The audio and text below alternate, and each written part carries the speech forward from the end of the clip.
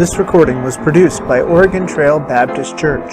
If you'd like to get more recordings, or to leave your feedback, please visit us at www.otbchurch.com or write us at P.O. Box 298, Guernsey, Wyoming 82214. We look forward to hearing from you, and we hope that today's recording will not just challenge your thinking, but will transform your life.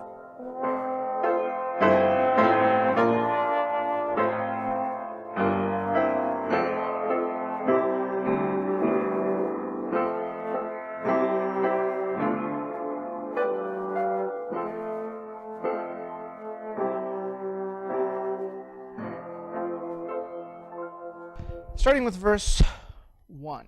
And the Lord said unto Moses, Yet I will bring one plague more upon Pharaoh, and upon Egypt. Afterwards he will let you go hence. When he shall let you go, he shall surely thrust you out hence altogether. Speak now in the ears of the people, and let every man borrow of his neighbor, and every woman of her neighbor, jewels of silver and jewels of gold. And the Lord gave the people favor in the sight of the Egyptians. Moreover, the man Moses was very great in the land of Egypt, in the sight of Pharaoh's servants, and in the sight of the people. Not in Pharaoh's sight, by the way, but just in the sight of these other people. Verse 4, And Moses said, Thus saith the Lord, About midnight I will go out into the midst of Egypt, and all the firstborn of the land of Egypt shall die, from the firstborn of Pharaoh that sitteth upon his throne, even unto the firstborn of the maidservant that is behind the mill, and all the firstborn of beast. And there shall be a great cry throughout all the land of Egypt, such as there was none like it, nor shall be like it any more. But against any of my people, or against any of the children of Israel, shall not a dog move his tongue against man or beast, that ye may know that the Lord doth put a difference between the Egyptians and Israel. And all these thy servants shall come down unto thee, and bow down themselves unto me, saying, Get thee out, and all the people that follow thee, and after that I will go out. And he went out from Pharaoh in a great anger. And the Lord said, I'll pause there. The actual reading of the Hebrew there says his nose turned red. It's an expression in Hebrew for you get really mad. So anyway, there's some really colorful language there that it doesn't translate well because it wouldn't make sense if we just read his nose turned red. But it's an expression in Hebrew there that he was really angry and his nose turns red. Verse 9. And the Lord said unto Moses, Pharaoh shall not hearken unto you, that my wonders may be multiplied in the land of Egypt. And Moses and Aaron did all these wonders before Pharaoh, and the Lord hardened Pharaoh's hearts, so that he would not let the children of Israel go out of his land. All right, starting here, looking at the first section here. We've had 9 plagues previous. Egypt is pretty well decimated. This is the last plague. Notice the language here in verse 1. He says, says, Pharaoh will drive you out. Now, the word drive, what connotation does that carry with it when you think of somebody driving somebody out of an area? Okay, what? Okay, force and we want you gone. Okay, yeah, it's not simply asking someone to leave or allowing them to depart. I mean, that's other language they could use. This is, they're driving them, right?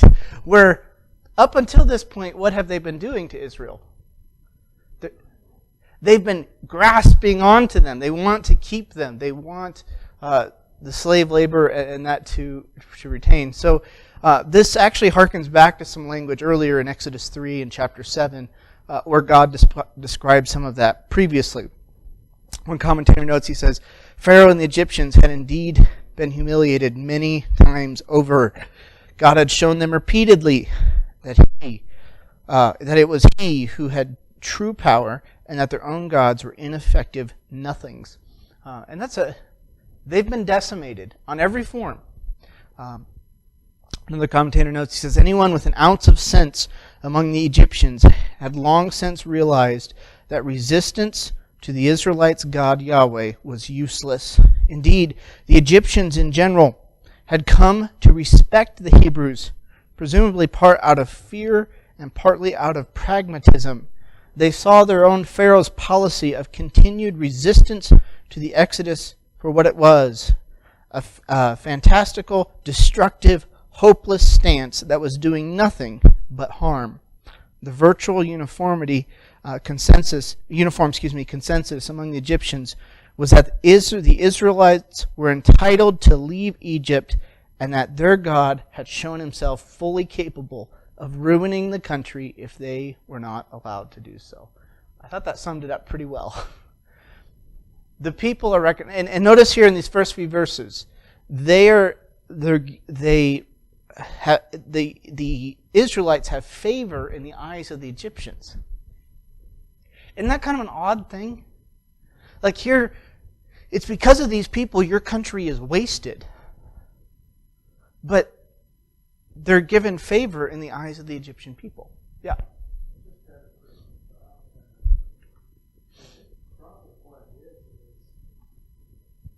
Pharaoh was in his palace. He was and his advisors. He saw, at least initially, that his magicians could come up with similar things. Mm-hmm. People were out there, the general populace was out there, and they were seeing not just the small demonstrations that Moses was doing to Pharaoh and his magicians, they were seeing exactly what was going on, and they noticed a big disparity here. Yeah. Israel was not getting touched with all these plagues. They were living life normal. I mean, this is very selective plagues. So, and to put it into like a modern sense, it's like the big corporate company who has CEOs with offices down in Texas making decisions for the local people here in Wyoming or in other states, but they lose touch of what's on the ground. You know, same thing with politicians and whatnot, because you get so removed, you fail to see. That's partly why shows like Undercover Boss became popular. You know, some of these bosses going in and seeing things happen in their company that they had no idea how hard some of these tasks were. They had no idea the skill sets that some of these people had developed just to do some of these tasks and how hard it was. Pharaoh, and probably his advisors too. In political terms, we talk about a monarchy is ruled by one, and so a country or whatever ruled by one person. Although truly that never happens. You say, well, what do you mean? A king has monarchy. Yeah, but what happens if the guys under the king, the royal court, don't do what he says? You know, if they don't enforce what he says, then it's really kind of gets to oligarchy where it's ruled by a few and yeah, the king's in charge. But if they don't, so what I'm bringing into the equation here is Pharaoh he's king, he's in charge, he's viewed as a semi-god, and he has all his rulers of his court and his, they're pushing out whatever he says gets done, but the people on the ground level, they bear the brunt of it. Yeah. It'd be a great time to be an Israelite selling your cattle. Just a point, because all the cattle of Egypt have been decimated a couple times now. So, of course, they probably wouldn't take so kindly to you selling at high prices after they've lost all theirs. But anyway, so yeah, you have this. The people are catching. They actually favor the Israelites. I wonder if we don't have this in the text, so it's just a thought. But if you think about it, before Pharaoh initiated this command of enslaving the people of Israel and of killing off their firstborns, I wonder if there was, an Israelite family living next to an Egyptian family, and they got along and their kids played together. You know what I'm saying? They were already somewhat in the culture, and so when an Egyptian family hears that now these Israelites have to be treated different, they might be wondering, what's going on? Now, I say all that, the big picture of Israel being in Egypt is to some degree, Egypt would leave the Israelites alone. And that's because they viewed shepherds with disdain.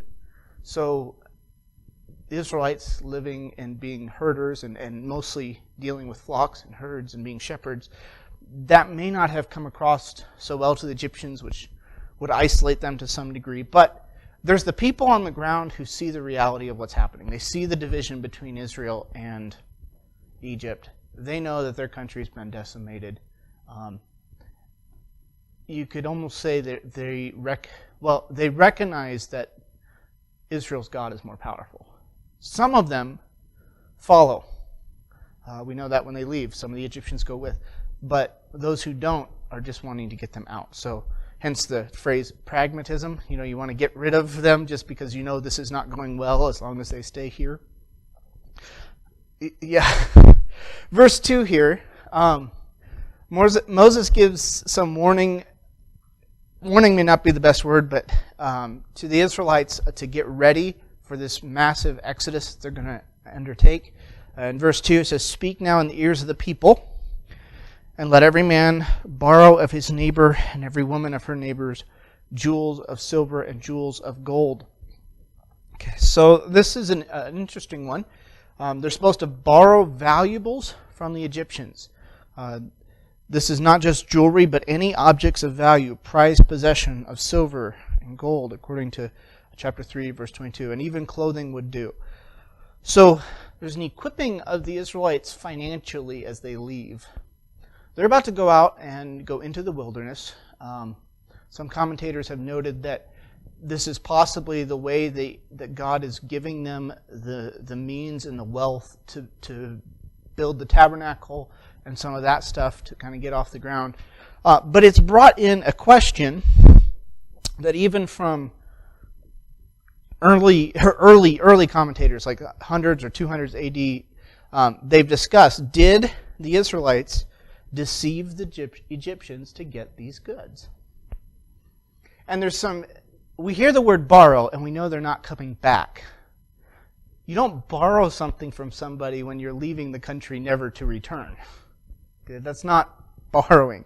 So there's been a few approaches to this, and we'll get down to a few things. One is it's compensation for their labor. Now think about it. They've been forced to work as slaves. And so some have looked at this, and even like the Second Temple book of Jubilees, in that book it says, so that they might plunder the Egyptians in exchange for servitude, which they suggested to them by force. Or they were subjected to them by force. So this is Second Temple period. This is just before Christ. They're already discussing this, and they're saying, hey, well, this is because they owed us this because they forced us to work. Another perspective, it was just neighborly affection or respect. Josephus, the historian there in the first century, he suggested that they gave some gifts to speed Israel's departure. Hey, we want you to get out of here quickly, so here, we'll help you get out. You could get maybe some of that. I mean, the fact is, it says here that they were given favor in the eyes of the Egyptians. I don't know that that's the best. Some have, as I already mentioned, noted it was preparation for the tabernacle. Also, some have just outright said it was deception, that the Israelites were deceiving the Egyptians and just taking their goods. I'm going to go back right into the word, or before I get to there, I'll just pause here. The Old Testament makes no attempt to justify this act. It just says it happened. But the concern of the text is to explain how God gave the people favor in the sight of the Egyptians, and the result of the action was Egypt was stripped clean. Yeah. I would say the first three parts of all aspect of truth. Yes, and you don't have to isolate one as the only one, right? I would say there is another one that was not mentioned. Josephus came closest to it. But if I had seen a people that were totally protected from the fight by their God, I would be more than willing to give anything and everything to go and protect myself from their God. Can we think of any other stories in the Old Testament that would be similar to that? A nation who had taken something from Israel and had been plagued as long as they had it. A nation... Okay, when the Philistines took the ark, what did they send back with it when they sent it back? Their sorcerers said, hey, we have offended this god. We're going to send it back with, golden mice and golden tumors, all right? That's what they sent back with it. A bit of sympathetic magic going on where that's probably what we're being afflicted with, so we make it in gold and send it back. Is probably the thinking. But regardless, they knew that we've offended this God. We don't know the terms of this God, but we're going to be nice to this God. I mean, and so I think that's also part of it. The only one that I rule out is deception. I think deception simply comes from a misunderstanding of the word. If you look at page 4, there's a little wheel, and I don't know Hebrew. Hey, can you read Hebrew for us? Oh, bummer. The word, more than it's translated as borrowed, it's normally translated as what?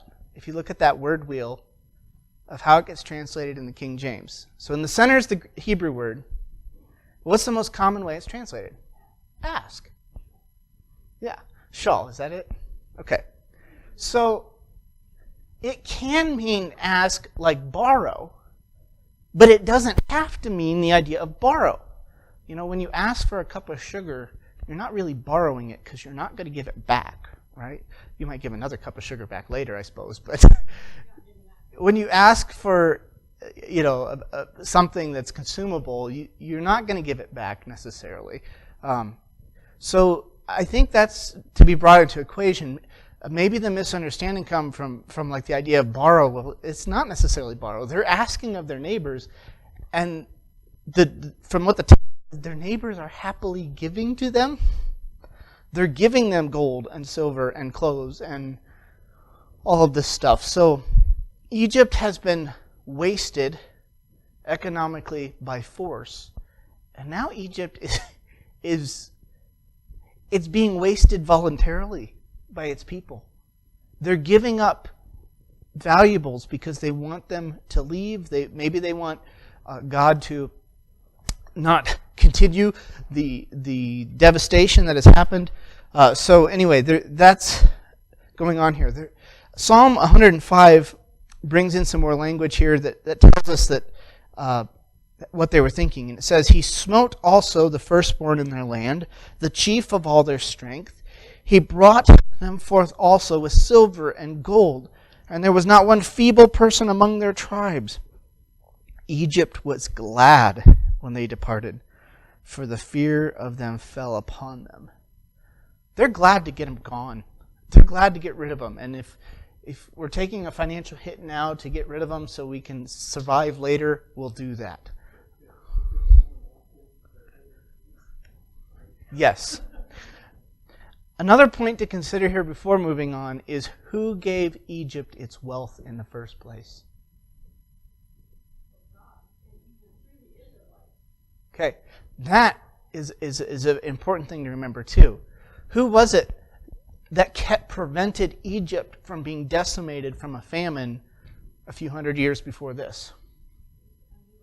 An Israelite, Joseph, right? It was Joseph who put Egypt as a kingpin in that section of the world because of, hey, they made it through this famine well. Other nations were coming to them.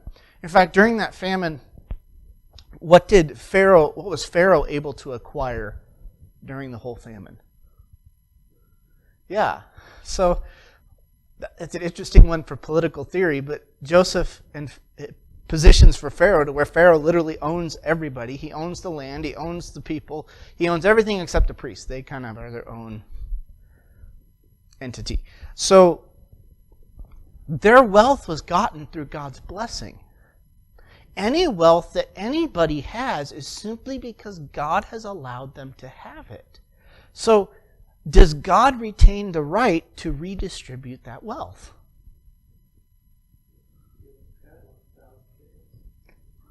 We're just managers. If you're a manager at a store and the owner says, I want you to give up this portion of what you take care of, and someone else is going to come in and take care of this part of your job now, it's not your place to say, okay, I don't want to do that. I'm the manager. You're not the boss. The owner's the boss. You're just managing. The same type of argument gets into, why did the children of Israel take the land from the Canaanites? Why did they take away what the Canaanites had? Isn't that like stealing? But it's like, well, time out. If the Canaanites have this because God has allowed them to have it, if God wants to redistribute it, does God have the authority to do that? If I borrow a tool from somebody and they have someone else who wants to borrow it, and they say, hey, are you done with that? Because I'd like to give it to this person to use. And I say, no, I want to keep it. Do I have any right to do that? No, it's not mine. So that also needs to be brought into here. Attacks on Scripture and the Bible and who God is. I mean, you're dealing with this word doesn't have to mean borrow. It means ask. You're dealing with they were unjustly treated. They were not robbing the Egyptians by jumping in their windows and taking their stuff. All right, they were being gladly given to. But also this wealth that Egypt had was not given to Egypt on their own terms. It was given by God, and God is able to redistribute that when and how He sees fit. All right, hit that one until it was dead. Any other comments or questions on Egypt being plundered by asking? Okay, verse 3, and the Lord gave the people favor in the sight of the Egyptians. Moreover, the man Moses was very great in the land of Egypt, in the sight of Pharaoh's servants, and in the sight of the people. So again, they're favored by the Egyptians. Moses is revered in Egypt. He was held in fearful awe by the native population who had suffered so much under the plagues.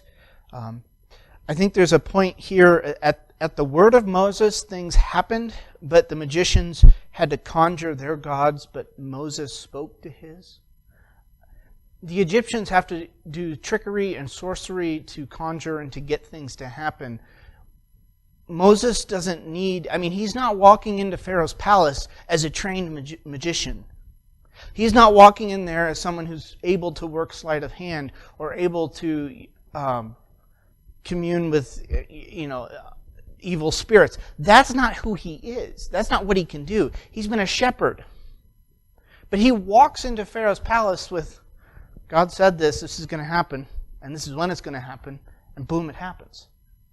God doesn't need conjuring. He doesn't need that type of thing. The Egyptian magicians, that's probably how they do things. We have Egyptian texts that explain the incantations and all the different stuff they would go through to invoke their various gods. Moses doesn't need that. God said that this is going to happen. He walks in. He's not a magician. He's just working on behalf of God. This last plague will be the last. All the firstborn will die. This includes royalty. This includes the poor. It makes mention of the mill workers. The mill was commonly assigned to captives because it was one of the most menial, basic jobs that someone would have to do. So if you got a bunch of captives, you might make them literally just grind at a mill. There's a picture there of how some Egyptian mills were. They were literally just rolling a rock on stone, crushing up grain all day. I'm looking at that thinking, I don't know how much you can crush in a day, but that's not a lot of flour you're going to make from that. But even the animals, the firstborn of the animals would die. So there was here to some degree still some animals left in the land of Egypt. Maybe not many, but there were some there. And I'm sorry? Yes and no. And we'll get into that because you have the blood over the doors. There's just question marks because Israel was not given a blanket. I guess we'll jump into it and just leave it there. Israel wasn't given a blanket, you're going to be free from the death angel. They were told to do something, and what were they to do? Put the blood on the doorposts. But there wasn't a qualification of you have to be an Israelite to put blood on your doorpost either. Yeah. Did they? Well, maybe some, but we don't know. We would assume, and it's an assumption that some possibly did, because if they're going to leave and follow Israel out into the wilderness and desert, it's quite possible by this point I mean, in texts like this where they have favor, that a few of the Egyptian families are going, I'm putting blood on my doorpost. I'm doing this. But we just don't know. And that's where it has to lie, is I'm not sure, I don't know. It's an assumption. It's not the thrust of the story.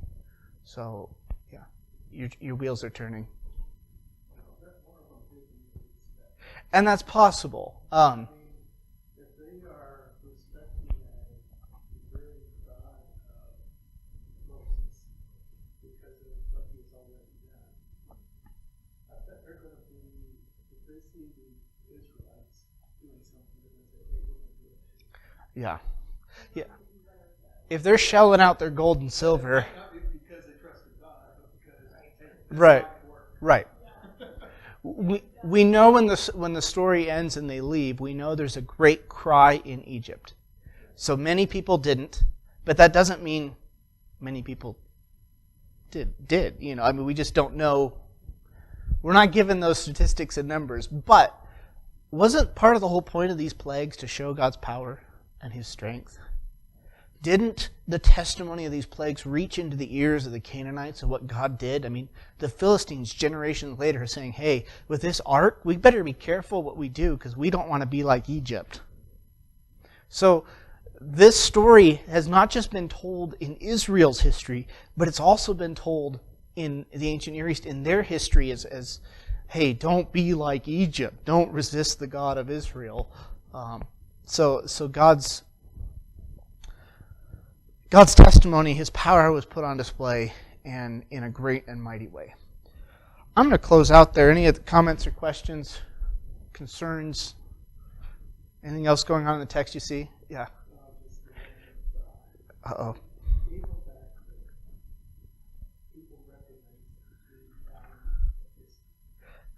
Yeah. Yep, there was a value in history because they told these stories. Why? So the next generation would have in the back of their mind that, hey, when you deal with Israel, you better be careful, And at times we see, like the Philistines, where they actually get wise about it. At times we see other nations not caring. And part of that is, if you are not an Israelite, let's say you're an Assyrian, and you know these stories of Israel being victorious in Egypt, but you also know stories of Israel losing to the Philippines. You also know stories of Israel getting their hind ends kicked by the Midianites. You also know stories of Amalek causing problems. And you're taking out the northern kingdom, and you're quite successful. You're able to wipe out Israel. If you're an Assyrian and you're trying to think about this and process that, you're going to come to conclusions like, well, their God isn't as powerful maybe as our God. So yeah, he beat Egypt, but he can't beat us. Or their God is, maybe he's done with them, or he's retired. That may not be the right term. But you're going to start thinking that way, missing the picture of like what the prophets of Israel said. No. Assyria is able to conquer us because our God is using Assyria, and the term it uses twice in the Old Testament is they're the rod of God's anger. So God is able to use Assyria, and Assyria for a while will triumph and will do well against Israel, but in the end, God's going to judge Assyria because they went too far. They were too cruel. And then Babylon comes in, and then Persia takes out Babylon, and you have one empire after another. God uses these nations. This is something I was watching years ago. Wow, this is a long time ago. It was a professor from Yale, and those two, Yale and Harvard, are sad schools. I mean, yes, I know really smart people go there and get good degrees, but they started off as ministry schools, which just blows. They started off as schools for people going into ministry, seminaries. Anyway, so here's this professor who does not believe anything about the Bible and the Old Testament. She believes it's just a bunch of made-up folklore. But in her lecture to these students, and she's asking them to strip any belief in the Bible right at the beginning of the class. These lectures are online. I don't know her name, but anyway. But she even acknowledges that when Israel gets conquered by their foes, when they're taken out, unlike any other nation, all the other nations view that as our gods are weaker than this God, or our God is mad at us or whatever, and so we have lost because our God wasn't with us and lost power. The Hebrews were unique in that when they were overrun, when they went into exile, they didn't view their God as losing, they viewed their God as punishing them. That was unique. No other nation did that. They all viewed it as our God just lost. But for Israel, it was a relational thing of our God is punishing us for our behavior. So even a secular person studying the Bible and on totally different plane, even they can recognize some of this, that, hey, God is judging His people for not being faithful to them. So, anyway, I probably better close out with that. Any other comments or questions?